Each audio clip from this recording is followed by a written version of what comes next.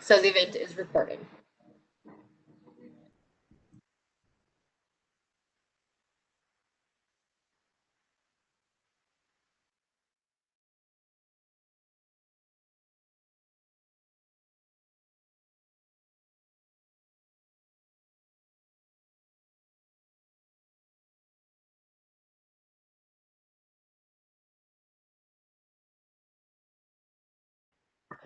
Okay, well, it is 6:35, so I do want to get going. I'm sure everybody else will probably log in the next couple of minutes. I haven't gotten any emails that folks are having problems, but neither have I, Nicole. Thank you. So hi, everybody. Welcome. It's February. It is our 6th meeting. I'm forgetting now myself. I'll put the agenda really quickly. Yeah, it's our 6th meeting up on the screen.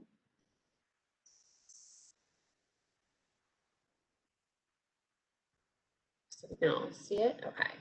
So tonight we're going to start with the discussion of potential boundaries for the potential historic overlay district, and we'll get right into that in a second. And then we'll get back to looking at potential contributing and non-contributing structures, which we've been doing early on in our first few meetings. And in the last couple, we've had other discussions about ZMOD and the design guidelines. And then we're going to talk a little bit more at the end about upcoming outreach, a community meeting that's planned, and then also a new website that we're working on for you guys. So to do that, let's get going.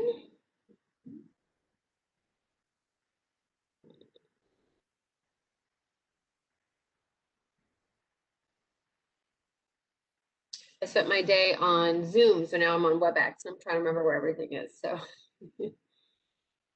Okay, so boundaries. We want to talk about boundaries for obvious reasons. Obviously, the HOD needs to be a specific area. And we're going to start, obviously, by looking at the National Register nomination boundary. Pull that up real quick.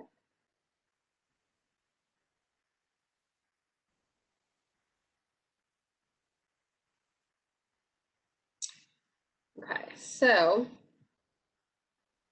I think most of you are familiar with the National Register boundary, but if not, we'll just kind of briefly go over it. Obviously, so the green is contributing to the National Register district. The yellow is non-contributing.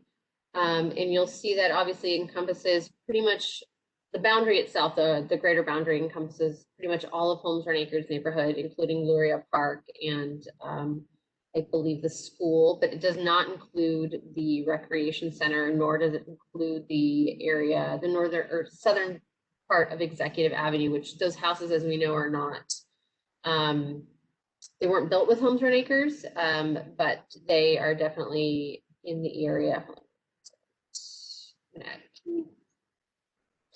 And I know that early on, Edith had asked us to possibly consider adding those homes, just because it would add a little bit more of a buffer up to Gallows Road. So the other thing I wanted to bring up is that Kira pulled together some information. Can you see the information, or is the map still up there? It is gray right now. Okay, 1 second.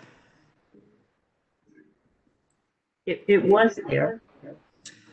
Yeah, it's one of those things where like sometimes you can switch between things and then sometimes you can't. So to kind of get the discussion going, I think it feels fairly obvious that we would include, obviously, in general, the boundary around all the original Holmes Run Acres structures as the National Register boundary did. But we wanted to talk about the other areas that could or could not be included, and maybe why or why not. And we wanted to make sure to get your guys' input on reasons that you think maybe they should be included, maybe they shouldn't be included, changes that have happened over the years that maybe we don't know about, they're not in our permit records, something to that effect. So the first one is the pool, and so which obviously the description there was finished in 1953, first community built pool in Northern Virginia, DC area, and the Woodlawn Recreation Center offers multiple aquatic activities, including life-saving training, swim club, diving lessons. So my question for all of you, thoughts on including the pool and the recreation area in there, but what changes have occurred at the pool that you know of? Is it still an important part of the community? And is there other things that we might need to know about the pool and the recreation center to either consider it a contributing element, a non-contributing element, or to leave it out completely? So I'll open that up for discussion. So I think this is Patrick. So I think that, I mean, the pool is an interesting concept. I mean, it's obviously funded and run separately from, you know, the neighborhood. But I think from the perspective, if we're looking long term, it was, you know, part of the neighborhood.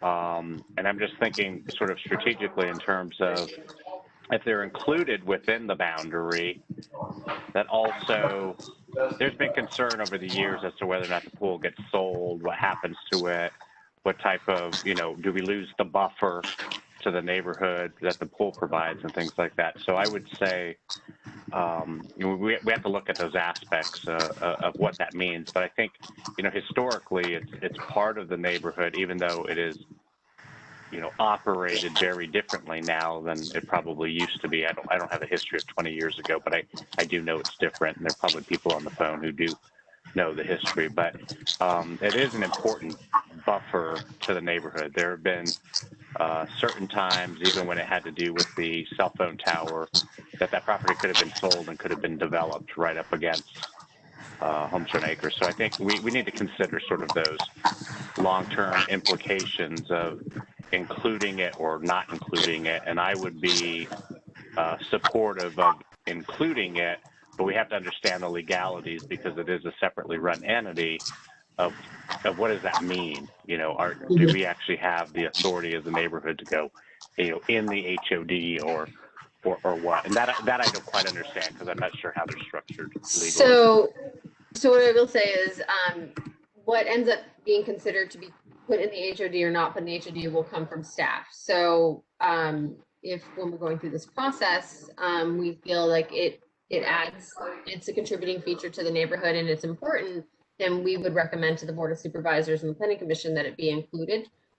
They could say, no, I don't think so, it shouldn't be included, or they could say, yes, I understand why. But yes, if they were within the HOD, whether contributing or non-contributing, then they would have to adhere to the zoning ordinance and the design guidelines, right. just as everybody else. And there are pathways and everything that the neighborhood uses that are kind of included as part of the overall openness of the neighborhood. So yeah, we can't ever lose that whole sort of, you know, I'm still up in the air with the school, but the fabric of the neighborhood actually goes through that in terms of the trails and everything else that provide sort of the, you know, open space concept to the neighborhood. So from that perspective, I think it's important.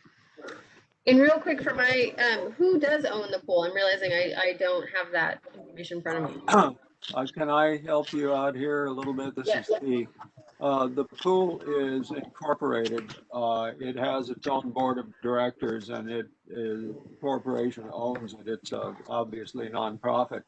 There is one thing to take in consideration. There is no way that we would be able to include it in the HOD without a vote of its membership, which is entirely different than the membership of Holmes on Acres Civic Association, and includes many people who are not in Holmes on Acres. In addition to that, there's a fiscal dimension because if there were any decision to sell the pool, it would be made by the membership of the pool corporation, and I don't think we would have the right to restrict that. What I will say is that, again, it'll end up, just what we recommend to be included in the HOD will come from staff, and then it will be up to the Board of Supervisors whether or not there is an HOD and whether or not, because they can make a decision, be like, well, we want the homes in the HOD, but we don't feel that the pool or the school should be in there, because we'll probably give them options of different boundaries to to kind of cover that, because there may be other concerns that are separate from the larger Homes Run Acres community. Wouldn't it be entirely unfair to recommend including it without taking into consideration the viewpoint of the people who actually own the pool? Oh, no, I mean, from this though, we will definitely reach out to that group too and make sure that we're talking to them. We wouldn't recommend it or even continue going through this process without talking to them specifically and getting their feelings on it, their recommendations, how they would like to be in it or not. So yeah, there will be community reach out to that group too, to make sure that their viewpoints and their concerns and whether or not they want to be in it is heard, for sure. And Sarah put in the chat that she agrees with Patrick's consideration, would support that the pool be included.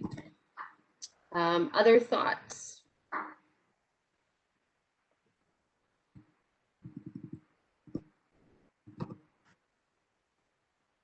Okay. All right, so we'll move on to Luria Park, which I think you guys all know a ton about. So obviously it was the wetland area, and they included it because it couldn't be developed. I've been out there a few times. It seems like it's still a very important part of the neighborhood. It was included in the National Register nomination. Thoughts, concerns, feelings about the park? I absolutely don't see how we could not include it. It's such an integral part of the community. I agree. I think that's definitely part of the community, very much so.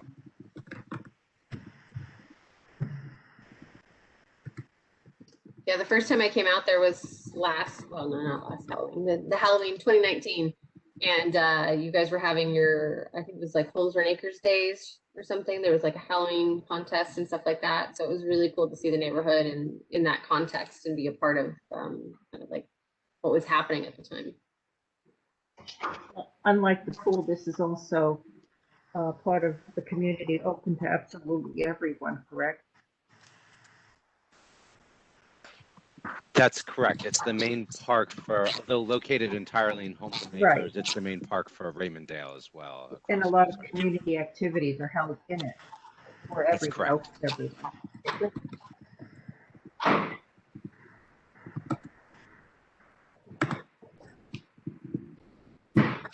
And who was it? Somebody mentioned, Patrick mentioned the trails that are in the neighborhood. Let me pull up the map here. Are there trails that are behind, that are not on the streets, I guess, that maybe wouldn't be naturally included within the boundaries? Or is there an area that we don't know about that we should the trails be a significant part of the community? I'm not sure exactly where to draw the boundary, but I know around the school, around the pool, I wouldn't call, they're not trails in the sense of like a state park trail, but they're pathways and walking areas, and there are wooded areas that are not developed going up to the school. When I say they're not developed, they're stairwells and shortcuts and things like that are just sort of, walking past that people walk their dogs and things on. So it's kind of hard to define them on this map. And I don't know where the boundary of even Luria Park would end. Would it be the other side of the bridge? I don't know. I have no idea. I haven't given that a lot of thought yet, but certainly there are access points and all.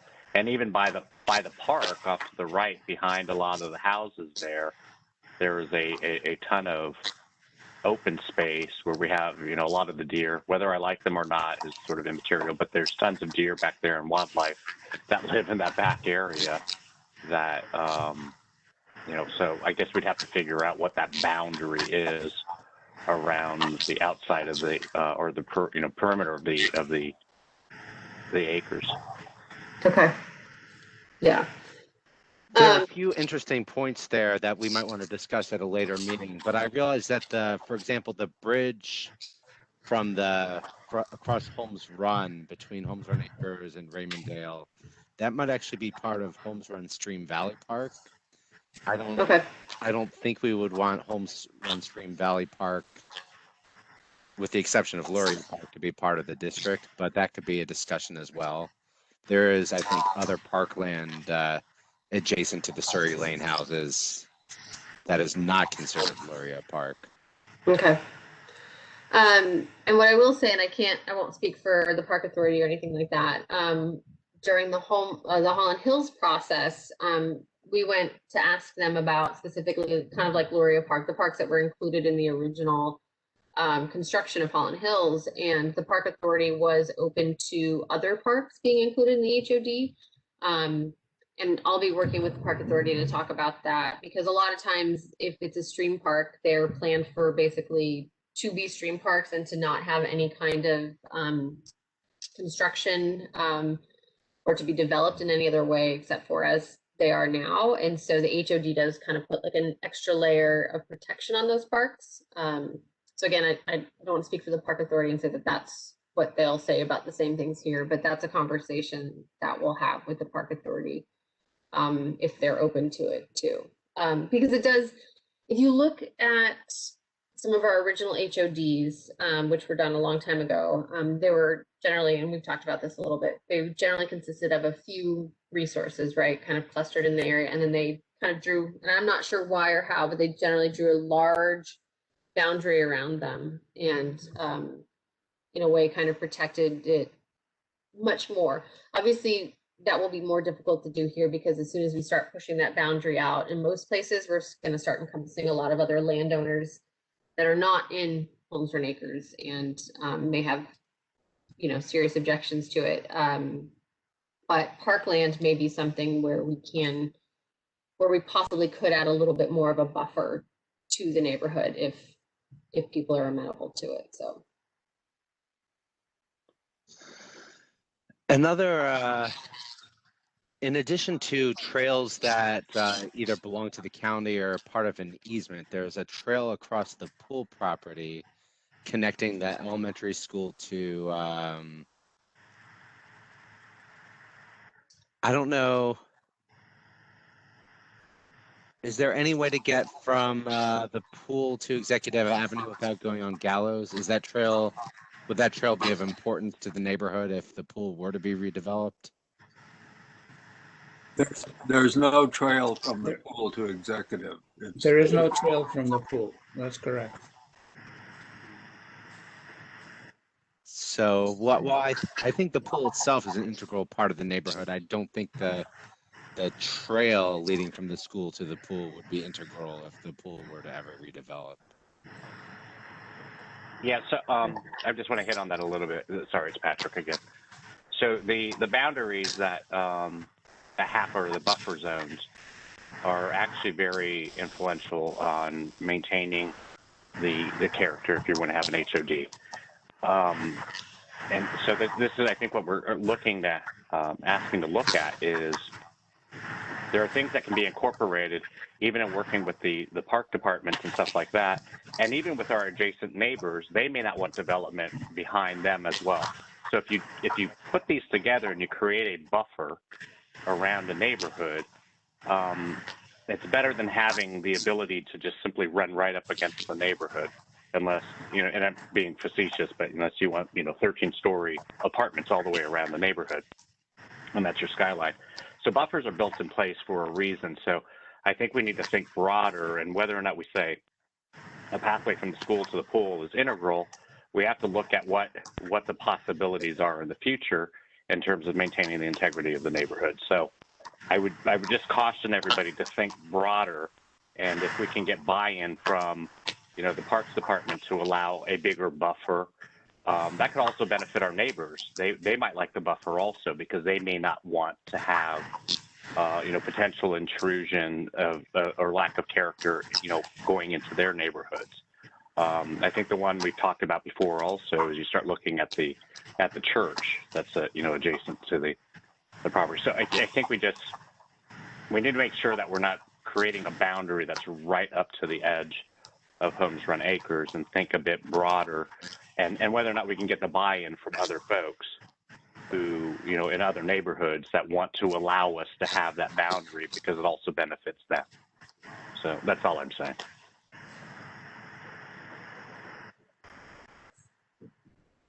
Okay.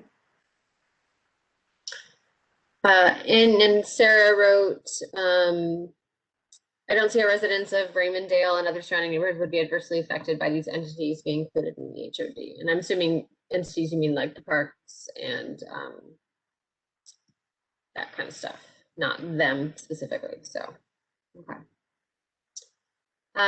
So yeah, we kind of, somebody mentioned this, I think Patrick earlier. So Woodlawn Elementary School obviously was constructed in 1953, similar in design to Holmes Run Acres. Nicole, the screen is gray. Oh, this is a problem. Sorry. All web content could just be the same. Okay, here we go. School was designed and built to support the influx of children from Holmes Run Acres on the existing school system. So we obviously know that there have been a couple additions, which Kira has 1954, 1957. I feel like it's been recently modified, if I'm correct. That's correct. So, Nicole, you should change the name of the school. It's not okay. Woodlawn. It's not Woodlawn. It's Woodburn. Oh. And I think now I understand why the pool is also misnamed, and I wonder if the confusion was because Woodburn Elementary School's property is a Fairfax County Park site. No, this is not Woodburn Recreation Association. It's Holmes Run Acres Recreation Association. Okay. HRARC. A. But what you may see on some maps is Woodburn Elementary listed as a Fairfax County Park Authority site. And they do have recreation programs and classes there. And I think some maintenance of the school grounds is done by the Park Authority as well. Yeah, the school boundary, the pool boundary, I think is incorrectly shown too. That green area that you show, that's part of the pool. And the white area, it's a double lot, it's double width lot. So that should be corrected eventually. Okay. So this is the National Register nomination map. So yeah, so that might be, we took it directly from their boundaries. So I'll have to check back and see if there was a reason that they had it as it was, but. Yeah, what's number 9 on the map, that belongs to the school. Okay. And then the green and the white is what the Recreation Association is. Okay. I don't know if you got it, but it's Holmes Run Acres Recreation Association. Association, that's correct.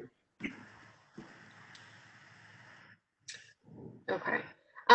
So and the only pathway that comes from the acres starts at Elm Terrace, and it goes between the houses that are on Cypress and Poplar Tree Lane. Okay. That connects to where the letter H is, and then you walk across the woods to the pool. Oh, okay. So back here. That's correct. Okay. Okay. Is that an actual, like, a trail that was built, or is it kind of one that people have created? No, it's built. It's made out of concrete most of the way, except where it's flat, it's gravel. Where it's steps, they're concrete steps. Okay.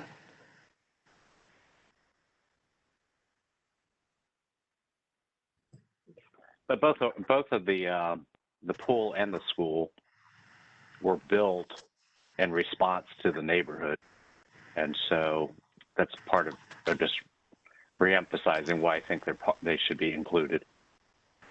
Gallows makes a really nice boundary, by the way. It does. It changes a bit across the street, so. Yeah. So back to. Did we discuss the 3 houses in front on Gallows in front of the adjacent to the school property? Yeah. No, we haven't. I wanted to talk about the school briefly because we started talking about that, but and Patrick just mentioned it. So it was built obviously in response, and then it has had fairly recent additions and renovations. So, and I think somebody said earlier they didn't think it should be included. So I just wanted to get a sense of, has it changed too much? Is it still important to the Holmes Run Acres neighborhood to be a part of it? Thoughts on that? It's deeply integrated into the community through the PTA and through other ways too. What would be the disadvantage or advantage of it being part of the HOD? How would that really affect it? I think, in my perspective, again, it was originally part of the neighborhood, so it has that significance there. Architecturally, I think it's changed a lot, so I don't know if the architectural significance is still as important. Again, though, it is also kind of that buffer, that south part of the neighborhood towards Gallows. Whether or not the school would actually, whether Fairfax County would actually ever sell the school, like right now, probably is not anything that is in the works. But again, as Patrick kind of mentioned earlier, sometimes we need to be thinking about how is this HOD going to look in 50 years, in 100 years? If we keep the school in it, obviously that kind of creates that buffer and keeps the school there. Doesn't mean it can't be demolished. As we know, in an HOD, you can if you have go through the ARB and they agree. But then what is constructed afterwards, obviously, again, still has to go through the ARB and be approved. So it does add that kind of that buffer there and that part of the neighborhood. Commons. Nicole, Sure. the Yeah. original design of the school was nothing like Holmes and Acres. It was a very typical grade school Fairfax County model. Now it's been changed somewhat. The windows have been changed and there's an addition built, but basically it still pretty much matches what any other school in the county is.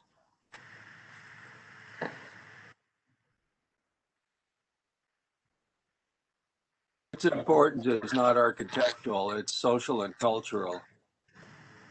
Exactly. No, the Civic Association uses it all the time. Mm-hmm. No, it's Yeah. definitely Exactly. very much part of the, well, good grief. Now we even have a program here that supports families who need additional assistance with food. The Woodburn School families are being supported by Homes and Acres people. One of the Holmes Run Acres residents, Sarah Lahr, contributed a large sum of money to the school to make an outdoor classroom, which is there too, named after her. That's cool. Okay. I would add also that while there are conservation easements on two sides of this school, the parking area changed greatly as a result of the last renovation. And over the next 100 years, if you put on, I mean, as the value of land increases, I mean, you could see the property becoming a 3-story school or expanded to a middle school. And you would want to make sure that the houses on Hemlock and Sycamore wouldn't be too adversely affected. Okay.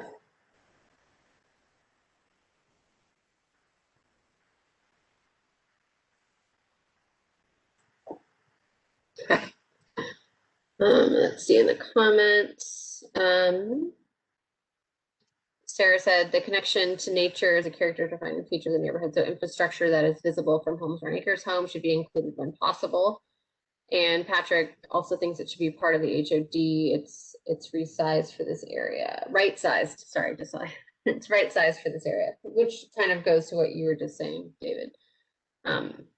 Obviously in the future, if things were to change and a bigger school needed to go in, then how would that happen? If there was no protection on that, then they could probably, they'd obviously still talk to the community, but they wouldn't have to adhere to a zoning ordinance or the design guidelines.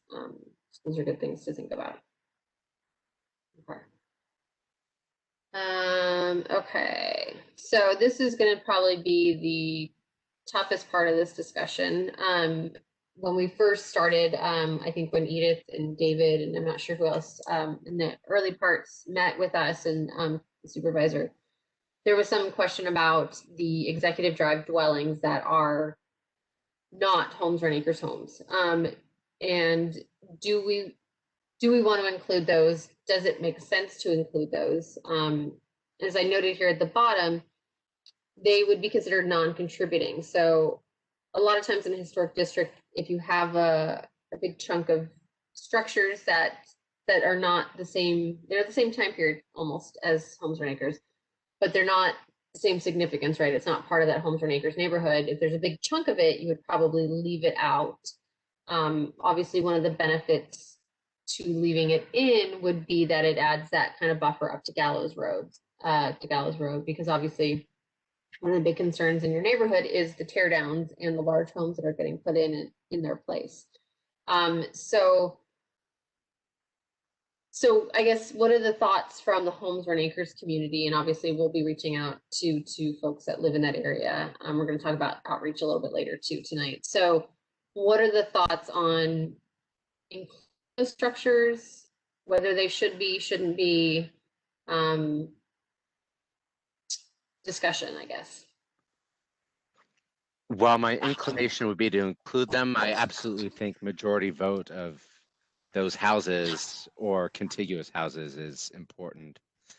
Unlike the three houses on Gallows or Holmes Run Woods behind us, I mean, the people who live there consider themselves Holmes Run Acres residents, and very often people who live in those houses move to the modern houses and vice versa, as people get stationed in and out of the DC area or save up for a down payment. Many of those houses have the Holmes Run Acres historical plaques on their houses, even if they aren't contributing structures. Oh, I agree with what David said. I think that they are definitely part of the community. And it would be a shame if they were torn down and large homes were built there. Not only that, when we did that community survey in order to decide whether we had enough support to go for an HOD, those houses were included, and many of those people voted in favor of it. So yes, I think it should definitely be included.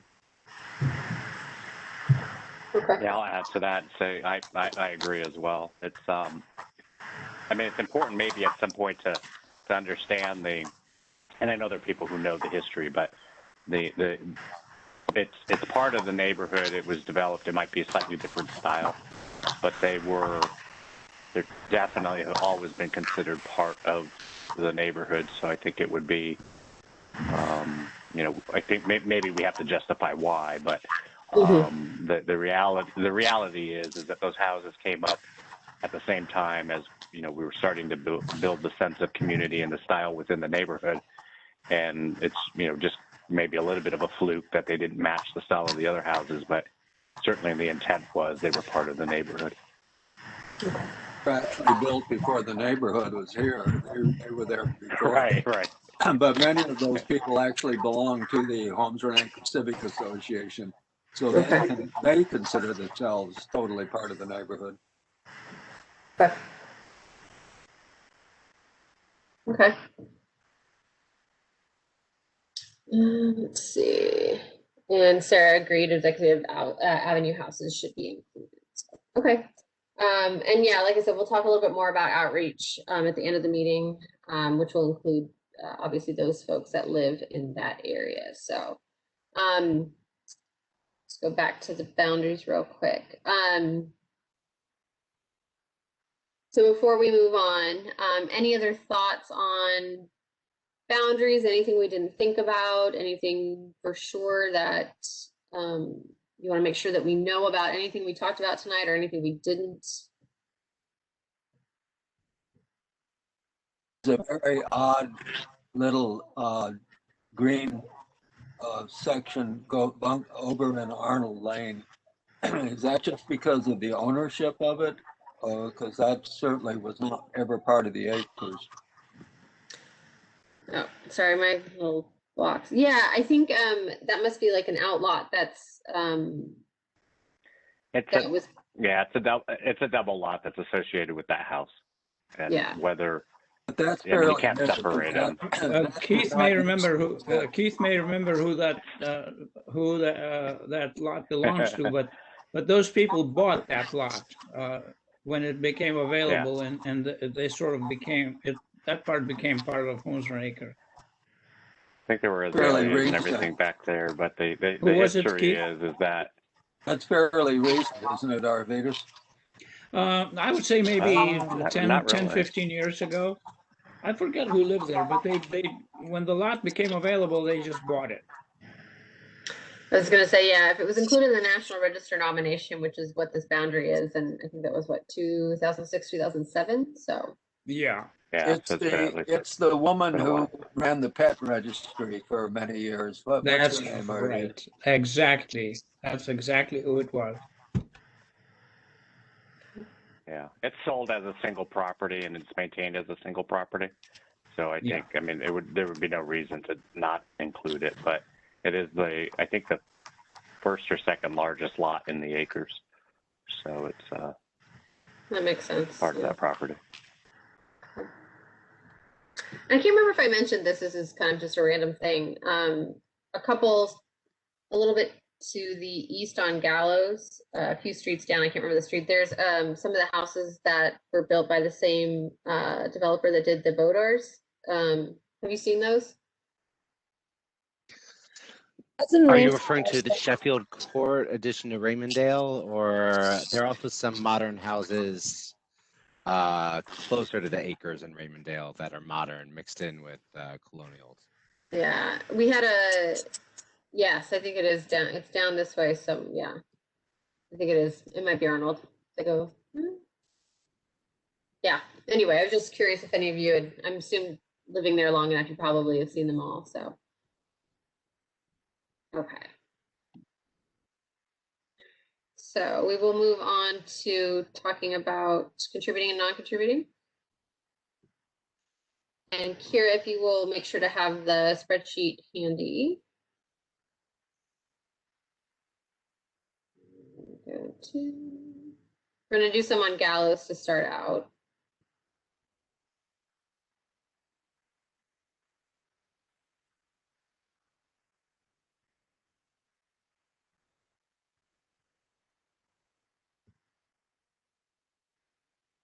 Take a second. There we go. So this is 3357 on Gallows.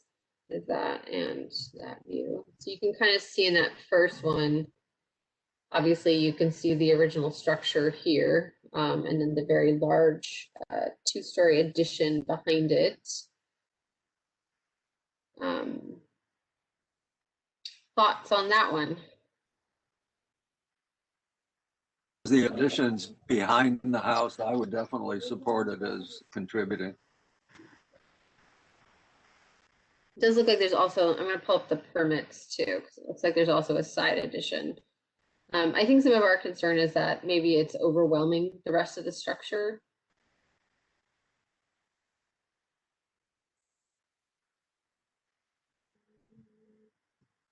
This is one of those ones that goes back to sort of design choices, but it's I can see the bones of the original house and say it's contributing. Whether or not I fully agree with what happened on top, I would say the house is contributing. I can see the bones and style. It's just that, you know, maybe it was just a little bit of poor execution on the top there. So How is it treated in the? I'll put my. I was gonna say I'll put my. Did the bias National out Register there. treat it as like a contributing and a non-contributing together, or? The I National think Register nomination has it as contributing, but in their description, they do not list the two-story addition. yeah, I think the addition is fairly recent, so that's one of the reasons that we wanted to look at this because it has changed since the National Register nomination. I guess The addition the was put question I on would have is after. looking at that is it reasonable to think that if it was considered contributing and we have the HOD over time, would it move back into being contributing? I think it's sort of 50-50 right now. But like I said, I can definitely see the structure of the original house, and I think it's more of a design flaw on top. But I mean, I guess I could go either direction on that one. Well, the addition definitely is not Homes and Acres quote unquote Right. style, but they did preserve the original house pretty much. I don't know what to do about stuff like that. Yeah, nor do I agree. Yeah, and I think again, this is one of those ones that would probably be mitigated through the ARB process. So if it were to come in now, there would be definitely some different recommendations, probably with the size, the massing, and maybe just kind of like stepping it back or the roof shape, kind of a number of different things to kind of get it more to match a Homes or an Acres house and you know, feel like it belongs in the neighborhood. So, okay. It just looks like a totally different house, like right behind an original Homes for an Acres house. Yeah, yeah, it does kind of look like they're two separate houses there. So, okay.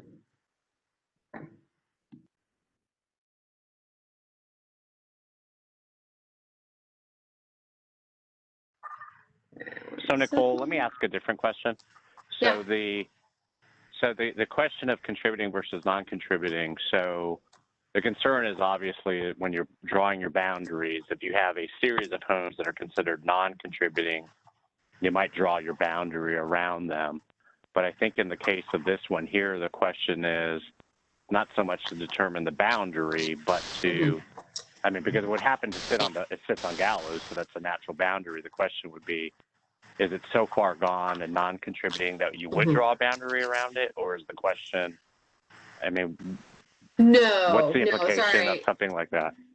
Yeah, no, again, yeah, kind of how you said it in the beginning. If there was a block of them, you know, maybe, and I know there are definitely some big changes that happened to the houses on Gallows.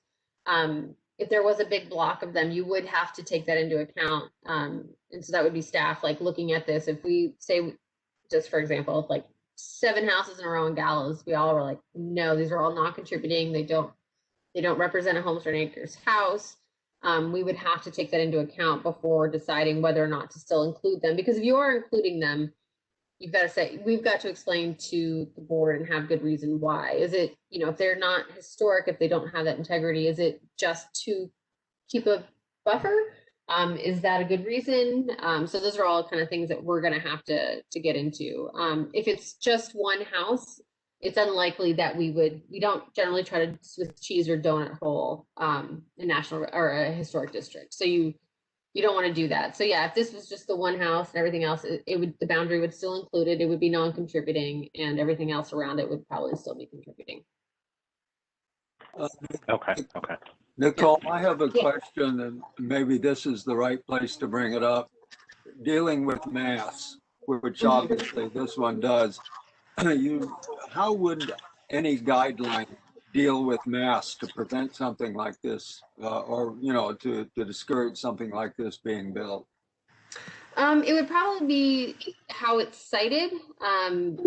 You know, the way, and part of this could be too the pictures. If I look at the next one too, but I mean, it does. It definitely overwhelms the original house, right?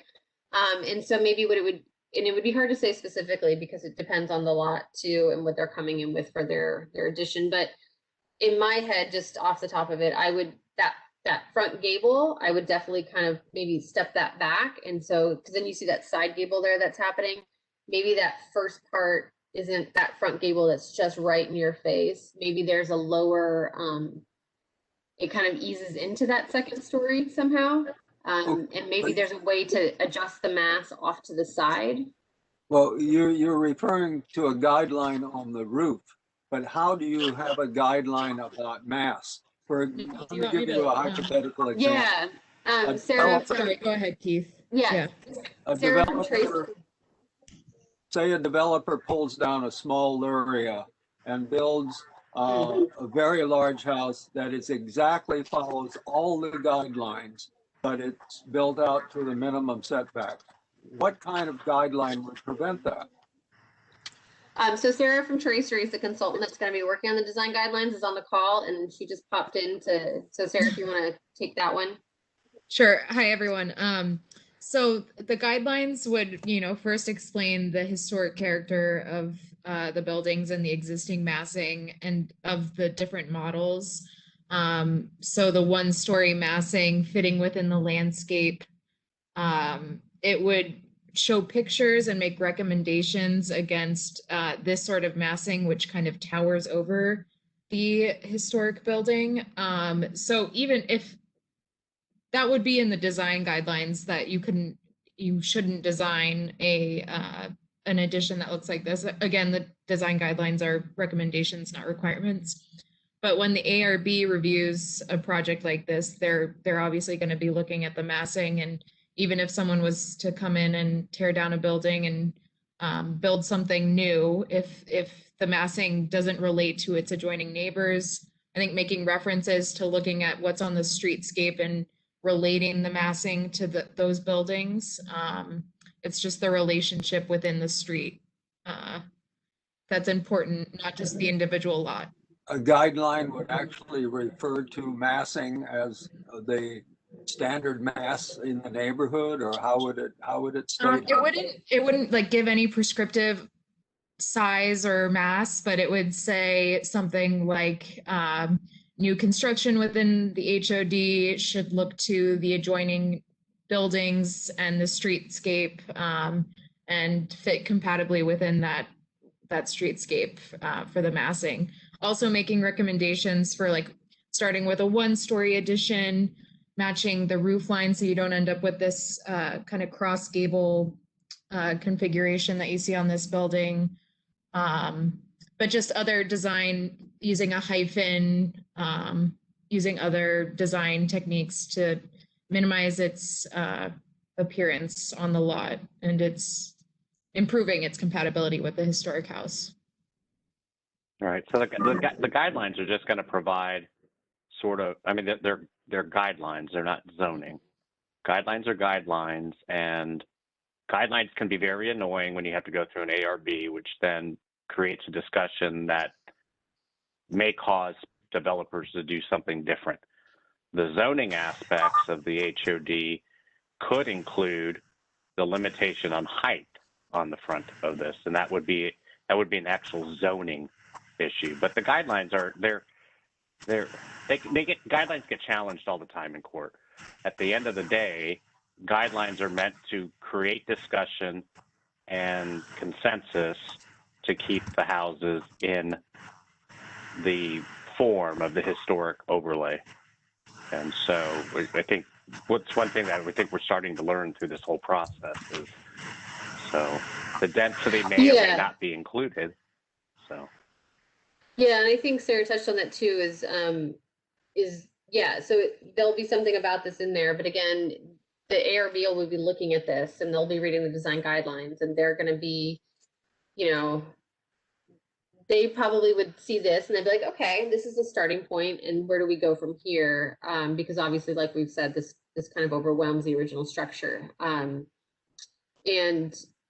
yeah, they want to get to a consensus, like Patrick said. They don't want to deny an application, so they'll have you come back with a different design, and they'll work with the applicant to get there. They're not just going to be like, no, it doesn't work, sorry.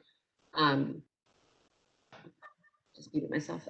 They'll work with the applicant to give them the advice to get to that consensus, to get to a place where this building will meet the needs of the homeowner and then also meet the character of the neighborhood. Said they don't want to deny an application. Actually, they can't deny an application, can they? They can deny an application they don't deny the permit itself. They deny the application to the Architectural Review Board, and they need that approval to get their building permit passed. There is a appeal process. So if for some reason they actually got to the point where they denied a permit, the homeowner does have an appeal process to go through. So like if they're like, I totally disagree, I want this addition, there is a way to do that. But no, they don't, and I think I saw Samantha was on, I'm not sure if anybody else is on from the ARB, but, the ARB members will tell you, some of the ones that have been on there for years, it's in all their years or however many years they've been on there, they've denied almost none or maybe one. So it's not, I've been with them for 2.5 years now and I've never seen a denial. You know, that's not what they want to do. Nobody wants to make this harder than it needs to be. Yeah, it almost we can see the ARB review is more like a design charade that through discussion and brainstorming, if we see something is inappropriate, we'll try to come up with the idea or bring other perspective to the project, because we like every month we see lots of texts coming in and get approved. So we, over time, we build some experience by doing all this work, right?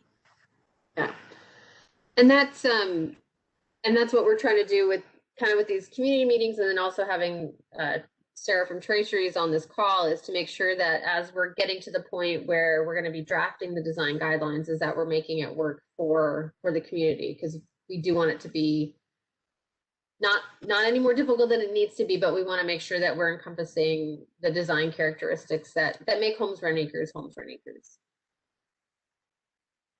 Okay. All right. We'll move on to the next structure. Let me see where we're at.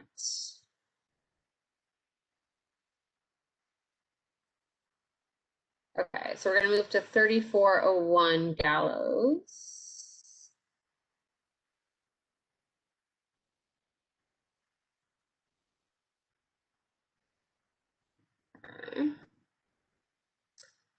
Not a great view. I have one more picture.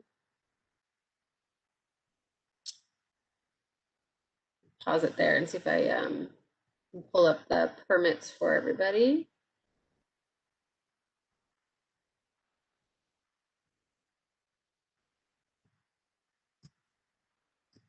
I just want to mention for this property that it was undergoing being remodeled at the time of the National Register nomination. So they do have it listed as contributing, but they didn't know what the additions and changes were going to look like.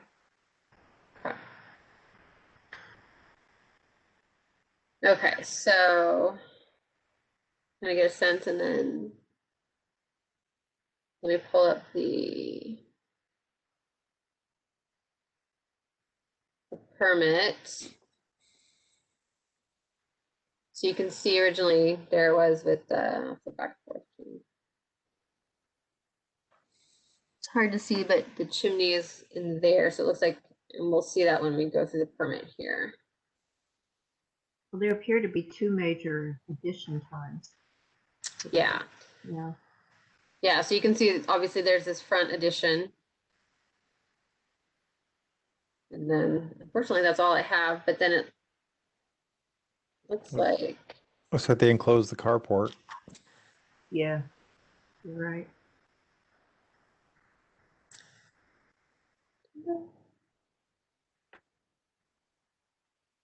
Yeah, so you can see, yeah, right there. And then this is the front addition, so you can kind of see that chimney back there, but then Chimney looks original. yeah, I would assume it is. They've just kind of covered it with that front addition. I think it's contributing, just in my opinion. Just I would say made it so a as bit well. longer in front. I do too. I think it's close enough. And I guess, and this is a hard angle, but so that's this side there. Okay. Yeah, I mean, it still has definitely the style of the roof. It's still low sloped. The structure itself is not that much larger. So based on that, it looks like we would still have most of the structure. The other elevations would be unencumbered by additions. Okay.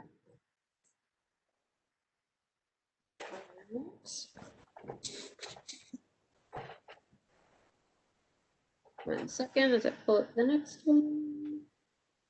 so 3403.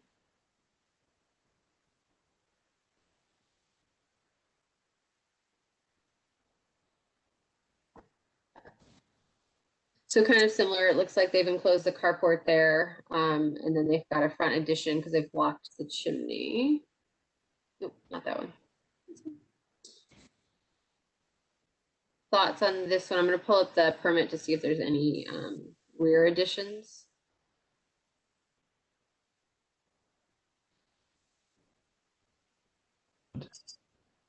I think in earlier discussions, we talked about the ratio of glass to just wall. Mm-hmm. This one is a little lacking in the glass, and there's a lot of driveway in front of it. This house too, actually, this too. They both have a lot of driveway. So those would be my two things. Is this the same house? No, sorry. Somehow that switched, and I paused my thing, and I don't know why it switched to that. So it should be this. No, this one. Is the this we're one I talking think about. is very much in the spirit of Homes for Acres. I have no problem with it. I think it's contributing also. The only thing that would be, like you said, the window to wall ratio, but I think beyond that, there's nothing. It's just that, those are minor. Well, yeah, but there is no set ratio that we have to comply with. Well, we're thinking about it in terms of the guidelines, in terms of what the window to wall ratio is. So I think the like I try to address these is I'm trying to look at them from perspective of how far away they are from the character of the neighborhood. And I would say this is contributing. It's not far from the character, but the window to wall ratio is certainly a design consideration that we have to talk about as part of the HOD. In terms of what the architectural review board would talk to them about, the loss of the overhang on the roof would be something too. But it certainly, I think, fits in with the neighborhood. Yes. And I'm just going to pull up again our defining characteristics so that we're just probably should have done this when we started because it's been a few months since we did this, but kind of what you guys were just talking about. So setting of the dwelling on the landscape, materials, carports, the low slope gable roof, the windows, the large windows dominate the front elevation. So those are just some of the things that we're always trying to think about. The large brick chimney. On the roof, I would add the large overhang too as a significant feature. On that list right there. Okay.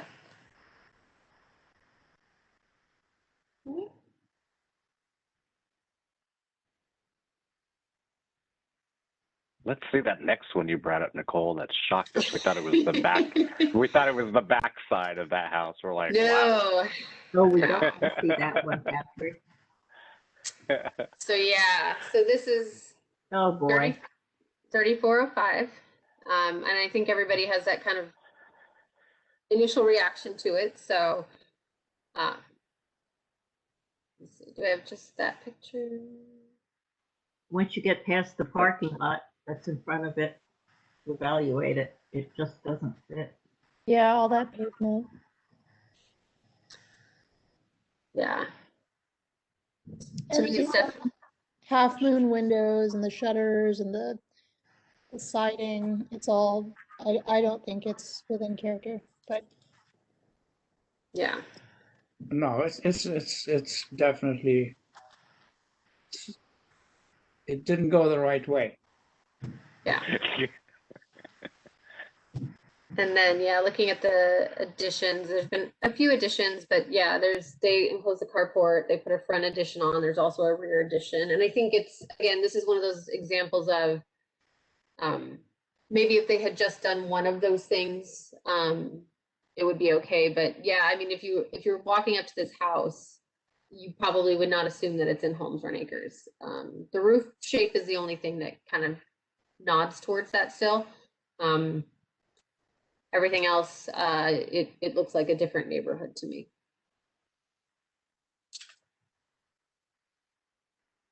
Okay. Next on the list.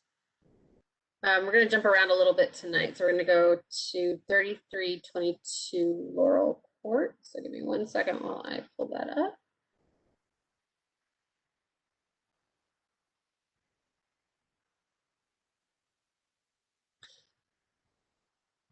Okay. So we've got a few pictures. That one, it's hard to see. So this one, I think, is one of those ones that we wanted to kind of talk about for design elements. I think that it looks very similar to a Homes or Acres home. So we kind of wanted to get your thoughts on how it looks, what changes maybe that have happened. And I'll pull up the permit here that maybe start to stretch it in the wrong direction. So it's starting to tip out of looking like a Homes or Acres home. What are we looking at there on the right? The building next to it. Is that a shed? Yes. Shed.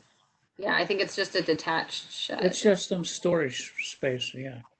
Yeah. Which I think is sinking. Oh. It's going somewhere. So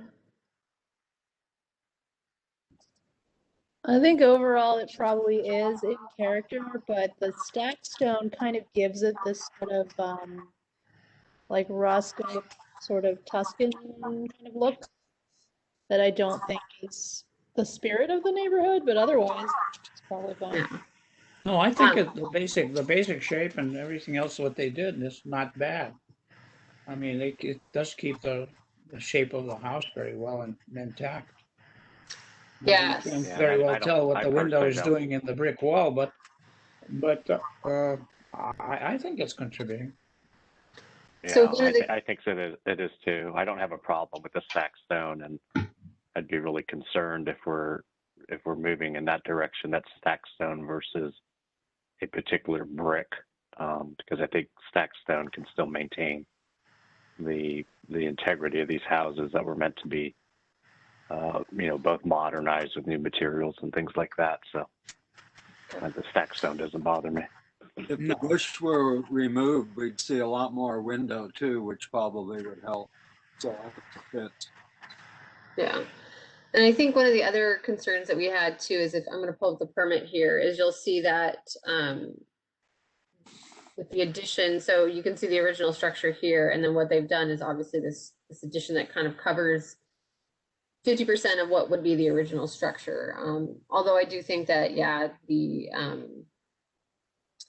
roof line works really well. Obviously, they added a carport, not a garage, which helps. And so that's, yeah. So, okay. But for the most part, and then, yeah, the materials, obviously, again, that would end up being something that would be incorporated into the design guidelines. And not obviously something that we would zone or could zone for that matter. Okay. Next up, we're going to jump over to 7708 Poplar Tree Lane.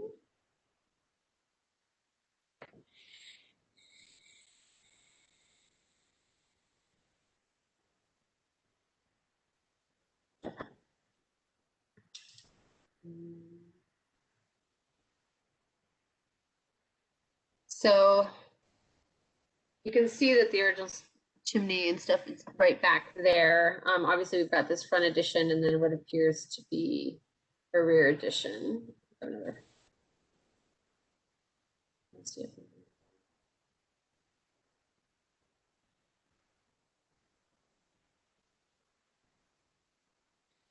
Thoughts on this one? I think it's contributing. It's an example of a house that's been expanded that still fits in the neighborhood and maintains the architectural integrity and what we could presume would be guidelines. The windows might be a little bit different, but I think overall it fits the pitch and everything and expanded appropriately. And so I think it's contributing. Yeah. Yeah, I agree, and I really like the setting. They really, just really nice. Just fits in well. They even put vertical siding on it. Well, yeah, that's true. But not there.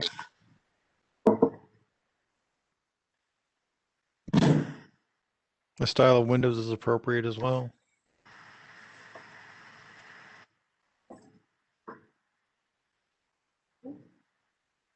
All right.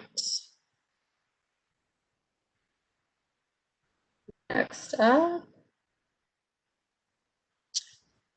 we're going to jump to one on Surrey Lane.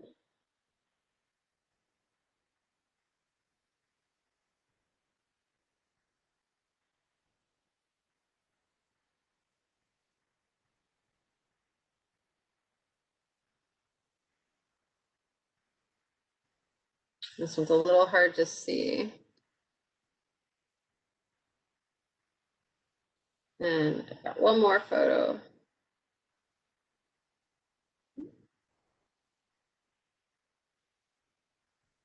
You can kind of see that addition there on the side.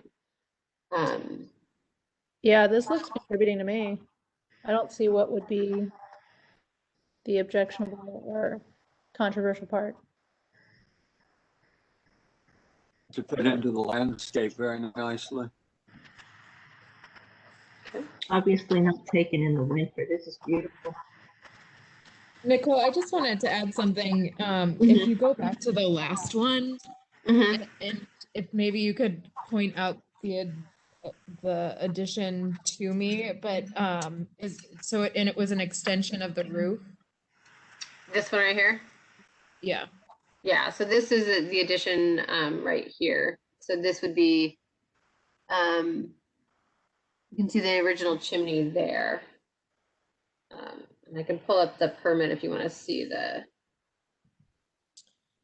Yeah, I just was gonna just mention the differentiated yet compatible kind of concept that the design guidelines are really based on. And the reason why this might not be recommended going forward is just because it kind of takes over the front and is not so differentiated, whereas the second edition that we just saw was set back from the main plane of the house, had a compatible roof pitch, but was still different from the original. And would love to, if you guys have questions on that. But I think you can tell the difference there where you have something a little bit different but compatible and something that it's not quite clear where the change occurred. Does that make sense to everyone?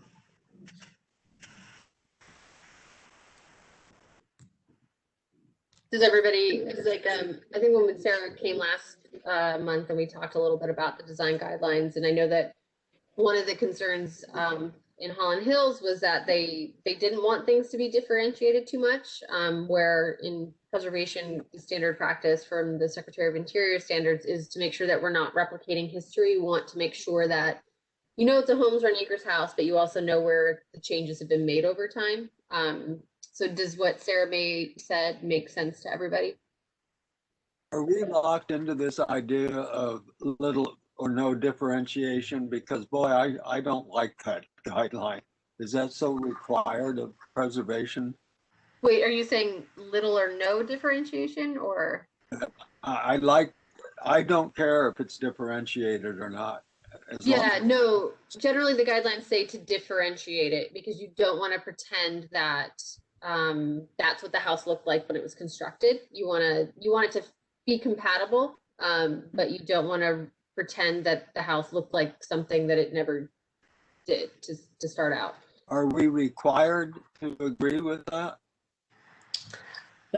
That's the standard the ARB uses in reviewing projects. So, in some cases, if you're extending your roof on the rear or a side elevation and it might not be so visible, it might be appropriate. But in other instances where you see a lot of the house, you just want to, and not, you might break it up with glazing, or as I mentioned, a little hyphen before, but just making it clear that this was the original portion of the house and this is an addition.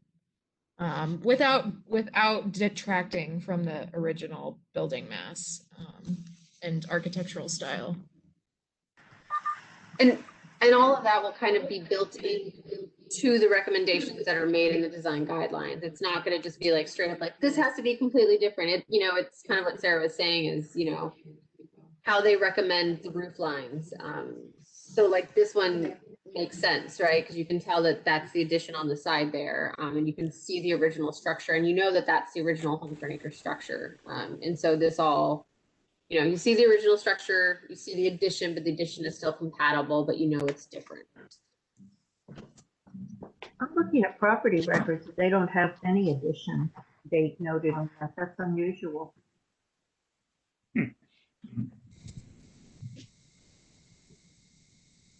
If I pull up this is their permits, so let's see. Looks like it's that porch over there on the side. So, okay. So yeah, so everyone's good with this. Any other questions about the design guidelines or the additions, kind of what we were just talking about while I pull up the next one?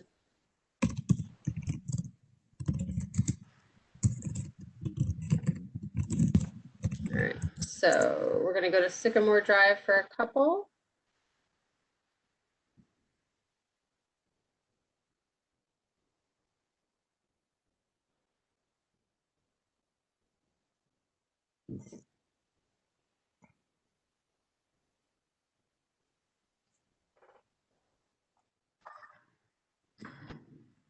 Okay.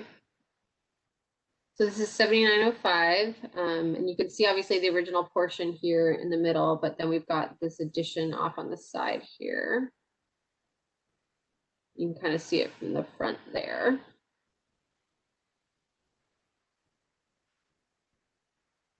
Thoughts on this one?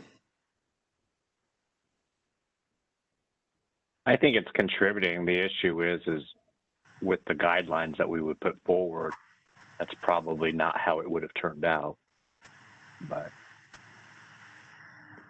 yeah, I just, oh, this is Sarah again. I would just say, you know, adding an addition with a flat roof, you can kind of tell where the addition is. I think where one of the issues is just that bay window not being compatible with the neighborhood, clearly.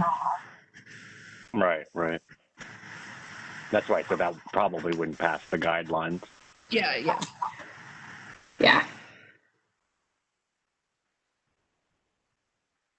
Any other thoughts? I was going to show you. So yeah, you can see it's just that one in the permits.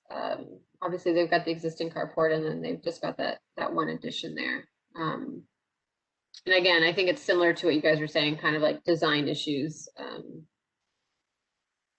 But okay.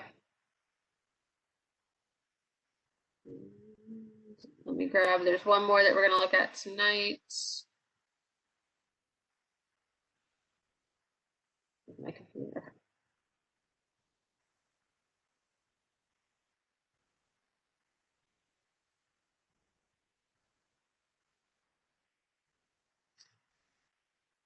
I feel like this one might be.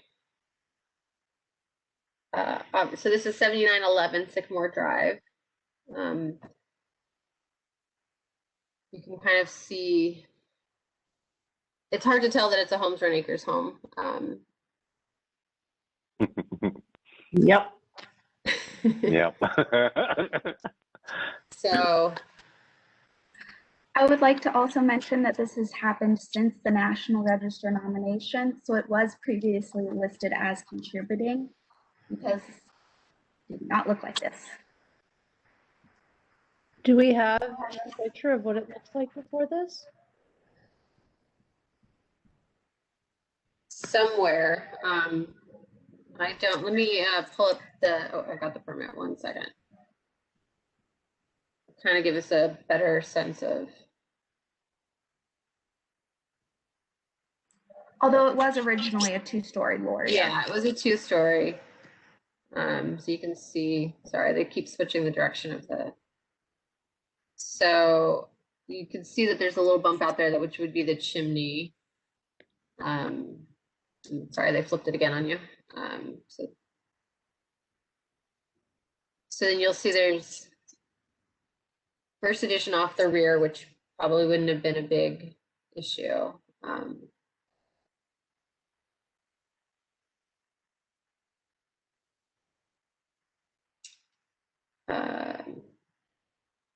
What's going on in the very back?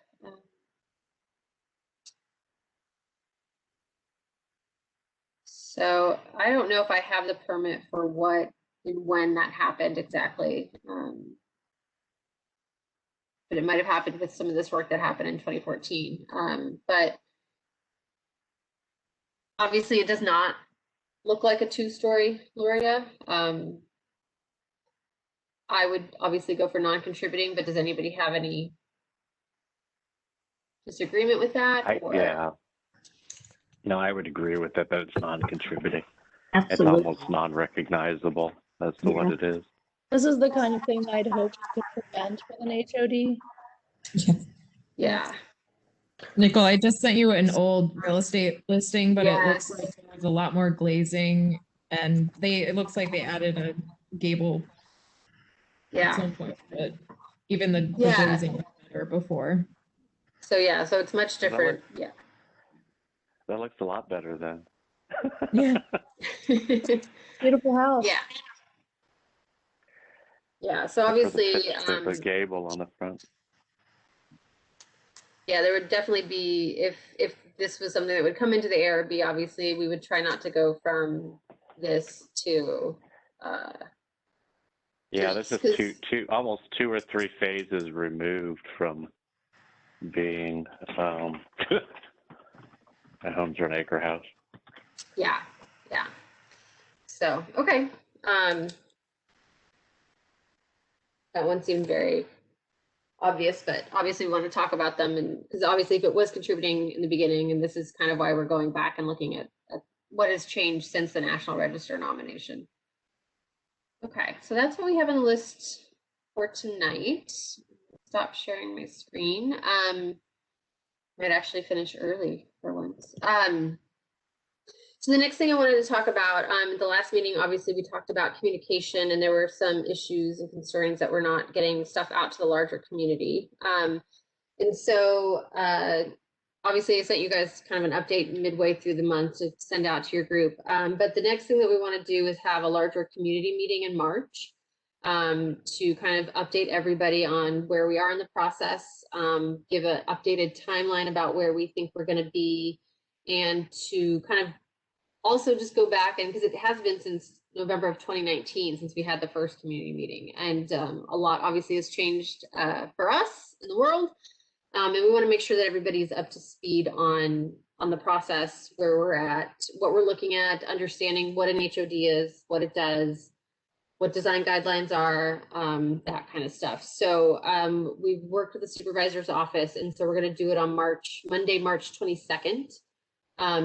And we will be sending out a flyer, a mailer to everybody in the neighborhood, and then also the surrounding properties. So everybody will have something mailed to them, but also once I get that flyer worked up, I'll email it to the group, and that way you guys can make sure to get it onto the listserv so people will know fairly early.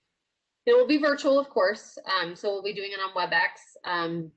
We did a community meeting for Holland Hills on WebEx about a month ago, and it actually worked out fairly well. So we'll have the opportunity so we'll present, again, some of the similar stuff that we presented a year and a half ago, just to kind of make sure everybody understands, because obviously there may be some people that weren't in the neighborhood at the time, weren't able to attend the community meeting, or maybe just haven't had the chance to delve into what a historic overlay district does.